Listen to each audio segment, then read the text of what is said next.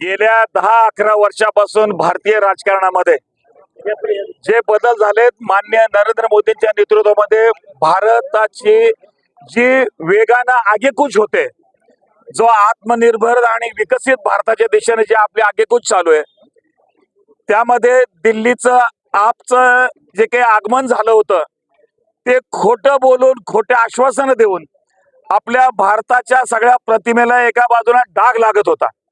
आणि त्यामुळं यावेळेला मतदारांनी आप या पक्षाकडे पूर्णपणे पाठ फिरवली आणि भारतीय जनता पार्टीच्या विकसित भारताच्या संकल्पाला साथ दिली आहे. नरेंद्र मोदीच्या नेतृत्वाखाली ज्या ज्या राज्यातल्या सुद्धा आता निवडणुका होतात त्यामध्ये जनता आमच्या बाजूने उभी राहते. आमची विकासाचं मॉडेल, आमची विकासाची दिशा याला जनतेने शिक्कामोर्तब केलंय.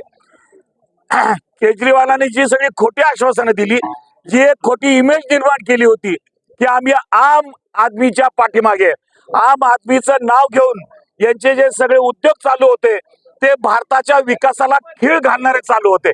त्यामुळं दिल्लीतलं यावेळेचं सरकार हे त्या ठिकाणी भाजपचं विराजमान झालेलं आहे.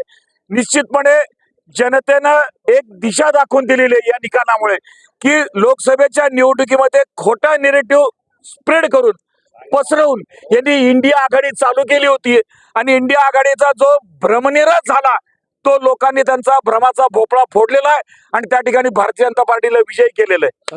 त्यामुळे यांनी किती जरी पत्रकार परिषदा घेतल्या, कर्नाटकमध्ये ज्या वेळेला काँग्रेस सरकार विजयी होतं त्यावेळेला ईव्हीएम चांगलं असतं आणि ज्या वेळेला भारतीय जनता पार्टीचा विजय होतो त्यावेळेला ईव्हीएम यांचं खराब होतं, असे खोटे आरोप पसरवतात आणि त्याला प्रत्युत्तर, चोखाचं प्रत्युत्तर दिल्लीच्या जनतेने या निवडणुकीमध्ये दिलेलं आहे. 27 वर्षांनंतर विजय आहे.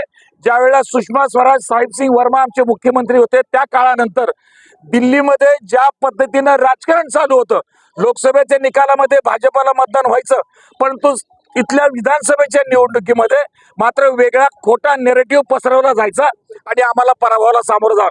यावेळेला मात्र भारतीय जनता पार्टीनं सगळं सर्वतोपरी सगळ्यांना बरोबर घेऊन त्या ठिकाणी मेहनत घेतली.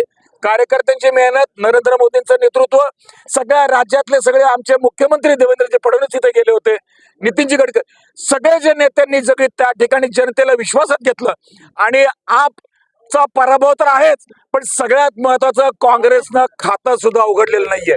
जो खोटा नेरेटिव्ह राहुल गांधी भारत जोडो नावाखाली जे भारताला तोडण्याचं जातीच्या विषारी पेरणीला काँग्रेसच्या दिल्लीतल्या जनतेनं उत्तर दिलंय आणि भारतीय जनता पार्टी त्या ठिकाणी विजय केले.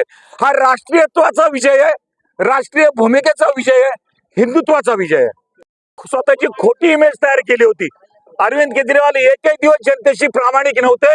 एका बाजूला गरिबीचा आव आणायचा, साधे कपडे घालायचे आणि महालावरती करोडो रुपये खर्च करून त्यांची वाहन व्यवस्था काय, त्यांची बंगल्याची व्यवस्था, त्यांचा टॉयलेटचा खर्च का गरिबाला शोभणारा होता का? परंतु खोटी इमेज निर्माण करून राजकारणात जास्त अस्तित्व ठेवता येत नाही, हा दिल्लीच्या निकालाने दिलेला संदेश आहे. ओके.